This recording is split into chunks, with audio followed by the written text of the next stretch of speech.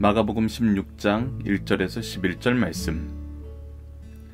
안식일이 지남에 막달라 마리아와 야고보의 어머니 마리아와 또 살로메가 가서 예수께 바르기 위하여 향품을 사다 두었다가 안식 후 첫날 매우 일찍이 해 돋는 때에 그 무덤으로 가며 서로 말하되 누가 우리를 위하여 무덤 문에서 돌을 굴려주려 하더니 눈을 들어본즉 벌써 돌이 굴려져 있는데 그 돌이 심히 크더라. 무덤에 들어가서 흰 옷을 입은 한 청년이 우편에 앉은 것을 보며 놀라매 청년이 이르되 놀라지 말라. 너희가 십자가에 못 박히신 나사렛 예수를 찾는구나. 그가 살아나셨고 여기 계시지 아니하니라. 보라, 그를 두었던 곳이니라. 가서 그의 제자들과 베드로에게 이르기를 예수께서 너희보다 먼저 갈릴리로 가시나니 전에 너희에게 말씀하신 대로 너희가 거기서 배우리라 하라 하는지라. 여자들이 몹시 놀라 떨며 나와 무덤에서 도망하고 무서워하여 아무에게 아무 말도 하지 못하더라. 예수께서 안식 후 첫날 이른 아침에 살아나신 후 전에 7 귀신을 쫓아내어 주신 막달라 마리아에게 먼저 보이시니 마리아가 가서 예수와 함께하던 사람들이 슬퍼하며 울고 있는 중에 이 일을 알리매 그들은 예수께서 살아나셨다는 것과 마리아에게 보이셨다는 것을 듣고도 믿지 아니하니라. 아멘. 안녕하세요. 승리한상 가족 여러분, 그리고 강성성경 연구원 여러분. 오늘은 마가복음 16장 1절에서 11절 말씀을 그는 살아나셨고 여기 계시지 아니하니라 라는 제목으로 함께 나누는 시간을 갖도록 하겠습니다. 1절 말씀부터 보도록 하겠습니다. 안식일이 지남에 라고 기록되어 있습니다. 즉 우리가 6월절 이 대명절 앞서서 예수님께서 돌아가시고 또 안식일이 금요일 밤부터 토요일 저녁까지이기 때문에 토요일 날 저녁이 지나고 나서 하루 더 지난, 즉 지금 현재 날짜로 하면 주일날 새벽에 막달라 마리아와 야고보의 어머니 마리아 그리고 또 살로메가 가서 예수께 바르기 위하여 향품을 사다 두었다가 라고 기록되어 있습니다. 즉 예수님의 무덤에 장래에 그들이 한 일이 하나도 없기 때문에 미리 향품을 사다 두었다가 안식일이 지난 첫날 지금 현재 주일날 아침에 그 향료를 뿌리기 위해서 간 것입니다. 즉 이들은 무엇을 기억하지 못하고 있냐면 예수님께서 다시 3일 만에 다시 살아나신다는 말씀을 기억하지 못하고 여전히 예수님이 죽은 상태에 있다라고 생각하고 예수님의 무덤에 가고 있어요. 그래서 2절 말씀을 보면 안식 후 첫날 매우 일찍이 해 돋는 때에 그 무덤에 가며 그러면서 무엇에 대해서 걱정하냐면 3절입니다. 서로 말하되 누가 우리를 무덤 문에서 돌을 굴려주려 하더니 라고 얘기하고 있습니다. 즉 유대인의 무덤의 그런 장례 형식을 보면 동굴을 파고 거대한 바위로 그 동굴 입구를 막는 것이었습니다. 그래서 이것은 장정들이 여러 명 달려들어서 한꺼번에 해야 되는 것이기 때문에 3명의 여인들이 하기 힘든 거였고 예수님께서 살아나신다는 생각을 하지 못하였기 때문에 이 무덤 문을 누가 굴려줄지 고민하면서 가는 것을 볼 수 있습니다. 그런데 4절 말씀에 놀라운 일이 발생되게 되죠. 눈을 들어 본 적 벌써 돌이 굴려져 있는데 그 돌이 심히 크더라. 굉장히 큰 돌이 이미 굴려져 있는 것입니다. 우리가 평행 말씀을 함께 상고해 보면은 이게 돌이 굴려져 있고 예수님의 무덤이 빈 상태에 있다는 것은 사실 이 여인들 3명이 먼저 발견한 건 아니죠. 처음에 먼저 발견한 건 누구였어요? 바로 로마 군인들이었습니다. 로마 군인들이 무덤이 비어있고 열려있는 것을 보고 무엇을 생각했습니까? 자기네들이 경계에 실패했다는 걸 생각하고 유대 지도자들에게 가서 먼저 이 얘기를 전합니다. 그런데 유대 지도자는 이것을 무엇이라고 얘기하고 다니라 그러냐면 바로 예수님의 제자들이 예수의 시체를 훔쳐갔다고 전하라 그럽니다. 우리가 지난 시간에도 한번 얘기했지만 이것은 어떻게 이 앞뒤가 맞지 않는 논리적인 말이 아닌 것입니다. 예수님의 제자들은 군인들 앞에서는 굉장히 연약한 사람들이에요. 만약에 군인들이 예수님이 제자들이 이 시체를 가져가는 것을 봤다면은 잡아서 못 가져가게 했을 거예요. 그리고 보지 못했다면은 예수님의 제자들이 가져갔다는 것 사실이 성립이 안 되죠. 그래서 이들이 스스로 얘기하는 것이 스스로의 논리 안에서도 거짓말이 되는 것을 깨닫지 못하고 이렇게 얘기하라 그럽니다. 그리고 예수님의 제자들도 예수님이 살아날 것을 기억하지 못했기 때문에 예수님이 죽은 상태에 있다고 생각하고 그의 몸에 향료를 뿌리려고 가고 있어요. 그래서 빈 무덤 자체가 무엇의 증거가 되냐면 예수 그리스도의 살아나심의 증거가 된다는 것입니다. 제자들은 그들이 살아날 것을 기억하지 못하여서 그들의 어떤 인위적인 행동을 할 수 없었고 그리고 로마 군인들은 예수님이 다시 살아난다는 얘기를 기억한 유대 지도자들의 요청에 의해서 지키고 있었는데 그들이 아무것도 할 수 없는 상태에서 예수님이 빈 무덤이 발견됐어요. 이것은 하나님의 역사이고 예수 그리스도의 부활을 오히려 증거하는 증거적인 사건이 되었다는 것입니다. 그래서 이들이 무덤을 지켜준 것이 오히려 예수님의 부활에 대해서 더 확실한 증거를 나타내는 길이 되었다는 거예요. 정말 모든 것이 합력하여 선을 이루게 하신다는 로마서 8장 28절 말씀처럼 인간의 어리석은 행동과 그들의 욕심을 채우기 위한 일도 하나님께서는 하나님의 뜻을 이루고 그것을 증명하는 대로 사용하셨다는 거예요. 자, 그때 어떤 일이 발생합니까? 5절입니다. 무덤에 들어가서 흰옷 입은 한 청년이 우편에 앉아있는 것을 보며 놀라매 바로 천사였죠. 6절 말씀은 청년이 이르되 놀라지 말라. 너희가 십자가에 못 박히신 나사렛 예수를 찾는구나. 그가 살아나셨고 여기 계시지 아니하니라. 보라 그를 두었던 곳이니라. 이 천사가 이제 빈 무덤에 대한 해설을 해주는 거예요. 빈 무덤이 왜 빈 무덤이 되었느냐라고 하면 예수님께서 살아나셨기 때문이라는 거예요.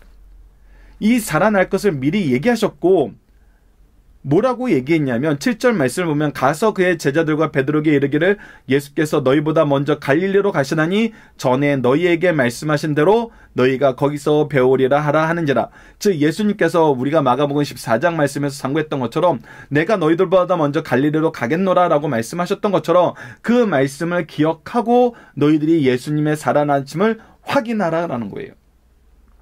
예수님께서는 이미 이 예루살렘에 올라오기 전에 고난 당하시고 십자가에 죽으시고 3일 만에 살아날 것을 미리 얘기하셨고 제자들에게 갈릴리에서 다시 만나자고도 얘기하셨어요.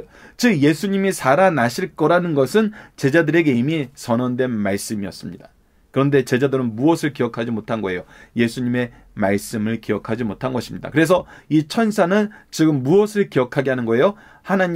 예수님이 미리 우리에게 주신 말씀, 예수 그리스도의 부활에 대한 말씀, 예수님께서 제자들에게 약속하신 그 말씀을 기억나게 하는 것입니다. 그런데 어떤 일이 발생하죠? 8절입니다. 여자들이 몹시 놀라 떨며 나와 무덤에서 도망하고 무서워하며. 자 보시죠. 지금 반응이 뭐냐면 놀라 떨었다는 것입니다. 그리고 도망하였다는 겁니다. 그리고 무서워서 아무 말도 하지 못했다는 것입니다. 올해 7절에 보면 그의 제자들과 베드로에게 가서 이르되라고 하면서 증거하라 그래요. 증언하라 그래요. 이 여인들이 보여줬던 예수 그리스도께서 십자가에 달려질 때 보여줬던 모습이 뭡니까? 마지막까지 예수님을 따라가서 그분의 죽으심에 대한 증인의 역할을 할 수 있었어요. 그리고 나서 지금 무엇을 경험하고 있냐면 이 놀라운 부활의 증인의 역할까지도 이들이 할 수 있는 상황에 놓였어요. 그러나 이것을 깨닫지 못해요. 그리고 이것이 오히려 두려워요. 인간이 경험하고 인간이 상상할 수 없는 일이에요. 그런데 왜, 다시 한번 반복해서 말씀드리지만 왜 인간이 상상하고 해석할 수 없고 받아들이기 힘든 사건이 되었냐는 거예요. 이것이 일반적으로 일어나지 않는 일이기 때문이에요.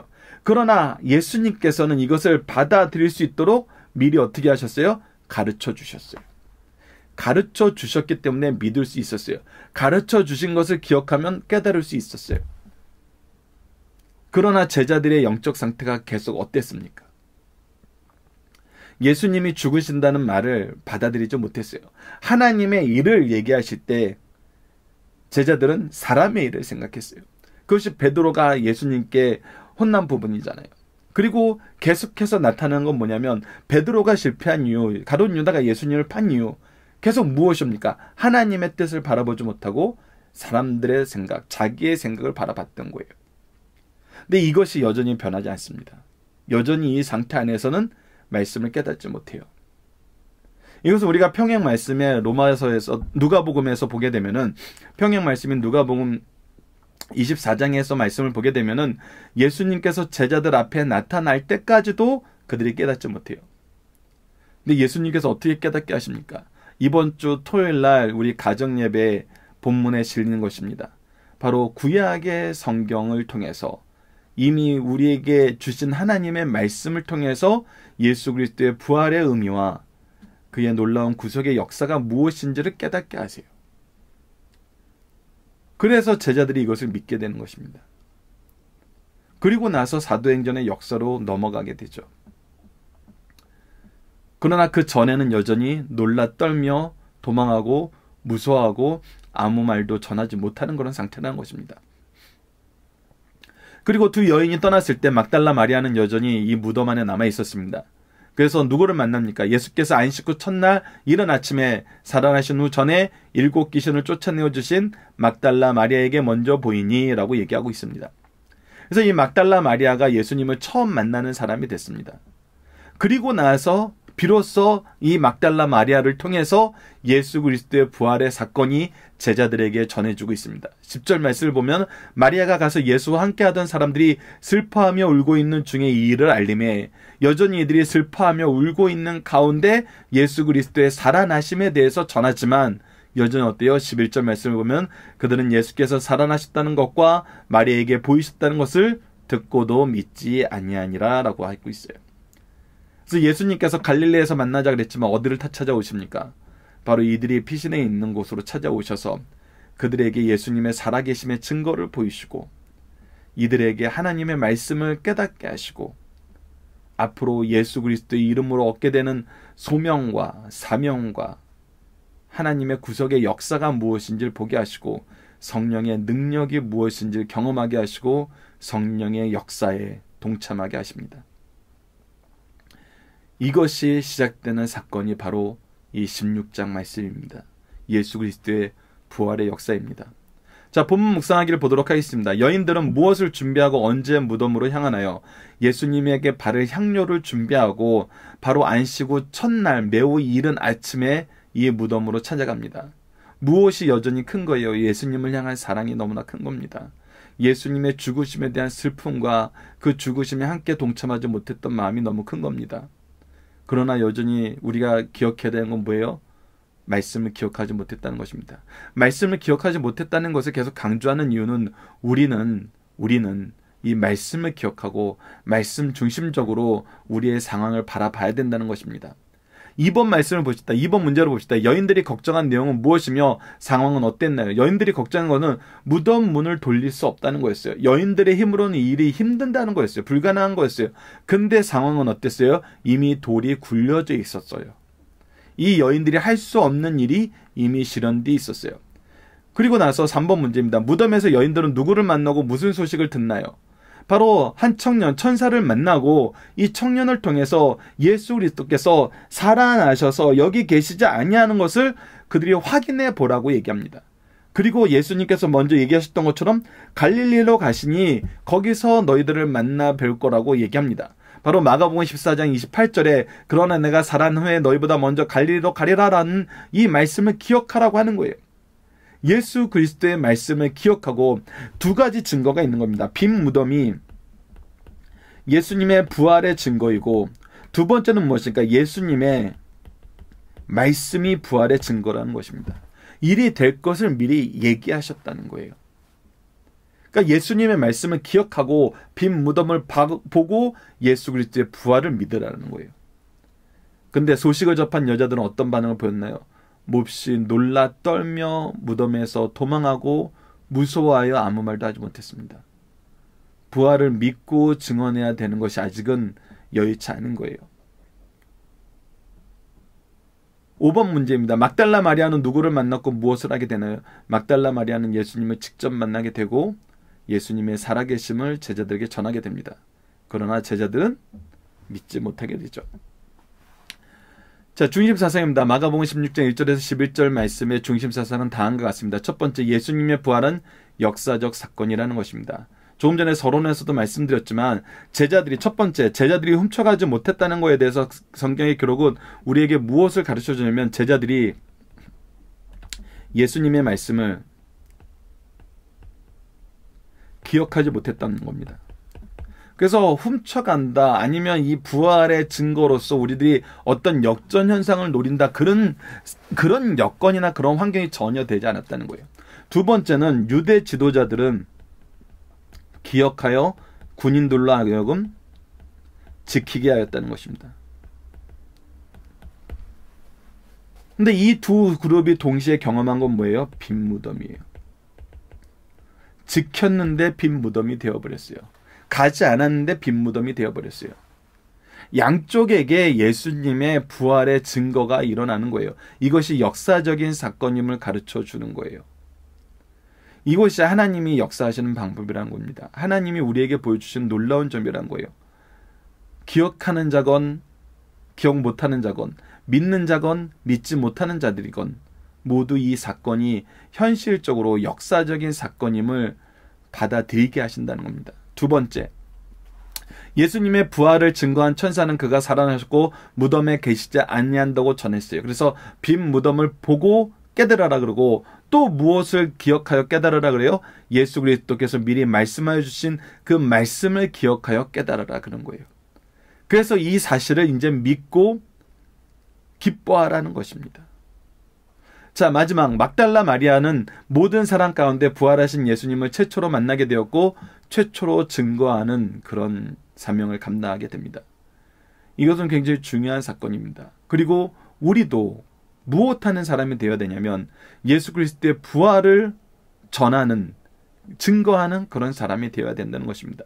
이것이 우리 성도의 사명이고 교회의 사명이라는 것입니다. 왜 그렇습니까? 다시 한번 우리가 정리하지만 오직 예수 그리스도로 말미암아 구원을 얻을 수 있기 때문입니다. 생명을 얻게 하는 구원의 역사는 예수님을 통해서만 이루어지기 때문인 것입니다. 그래서 우리가 생명을 생각하는 대제사장적인 신앙을 가졌더라면 우리는 반드시 예수 그리스도를 전해야 된다는 것입니다. 이것은 우리가 가상 7원에 나타난 대제사장 신앙에서도 보게 되지만 예수님께서 십자가상에서 처음 하신 말씀이 무엇이었습니까? 아버지, 저들의 죄를 용서하여 주시옵소서라는 겁니다. 대제사장이 하던 것이 무엇입니까? 바로 속죄의 제사를 드리는 것입니다. 아버지께 회개의 역사, 속죄의 역사가 일어나도록 간구하는 것입니다.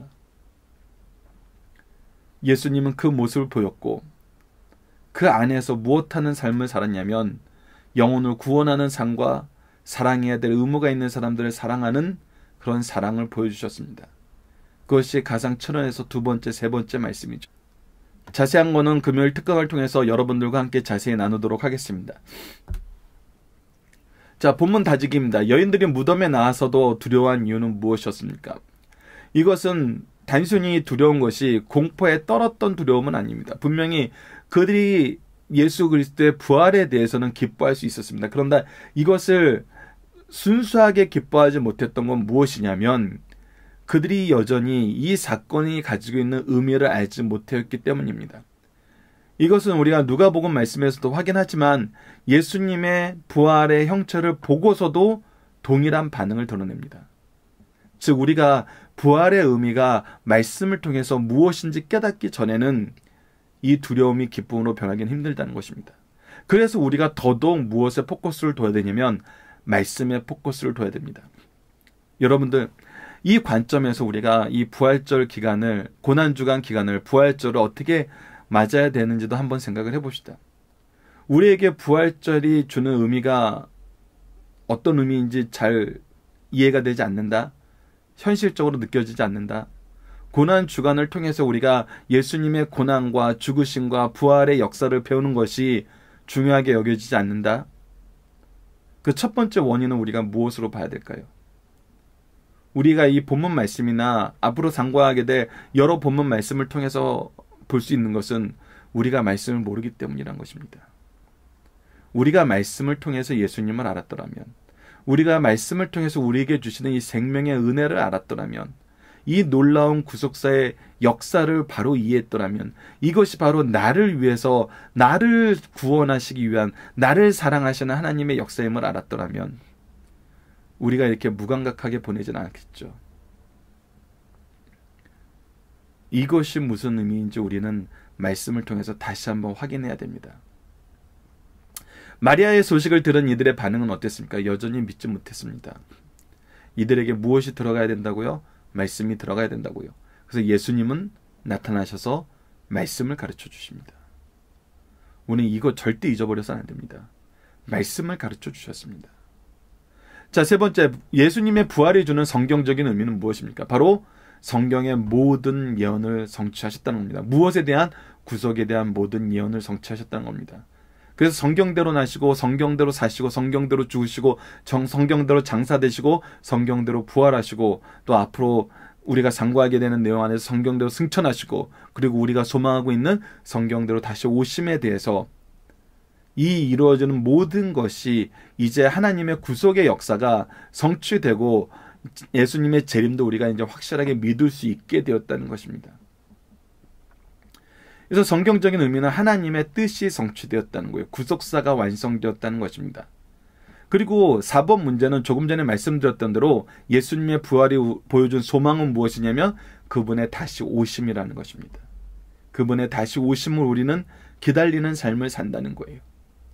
이것이 우리에게 너무나 중요하고 우리의 인생의 가장 중요한 내용과 목표가 되어야 된다는 것입니다. 그래서 우리는 마지막 때까지 무엇하는 삶을 살아요? 바로 예수 그리스도의 복음을 전하는 삶을 산다는 것입니다. 이 말씀을 우리가 묵상하고 나누게 된 것을 감사할 수 있는 그런 시간이 되었으면 합니다. 자, 적용하입니다. 슬픔이 기쁨으로, 절망이 소망으로, 패배를 승리로 바꾸게 하기 위해 우리에게 미리 주신 것이 무엇이며 우리가 이 모든 것을 경험하는 신앙의 핵심은 무엇인가요? 우리에게 미리 주신 것이 무엇입니까? 바로 성경 말씀이죠. 제자들에게도 예수님께서 미리 말씀을 주셨습니다. 하지만 기억하지 못했어요. 그렇기 때문에 우리가 슬픔이 기쁨으로 바뀌고 절망이 소망으로, 패배가 승리로 바꾸는 것은 이미 예수님께서 이루신 거예요. 예수님은 이미 승리하셨어요. 우리에게 기쁨과 소망으로 가득한 삶을 살게 하셨어요. 그런데 우리가 미련하여 성경도 하나님의 능력도 모르는 상태에 있어서 이것을 깨닫지 못할 때가 있어요. 그래서 우리가 미리 주신 하나님의 말씀에 집중해야 되는 것입니다. 그리고 우리가 이 모든 것을 경험하는 신앙의 핵심은 무엇이냐? 바로 예수 그리스도의 죽으심, 즉 대속의 죽으심과 부활이라는 것입니다. 그래서 우리가 슬픔이 기쁨으로, 절망이 소망으로, 패배가 승리로 바뀌게 된 것입니다. 예수님께서 부활하셔서 승리하셨기 때문에, 예수님께서 죽으심으로 내 모든 죄가 속죄되었기 때문에. 그래서 우리는 이것을 언제 누구에게 어떻게 전해야 되나요?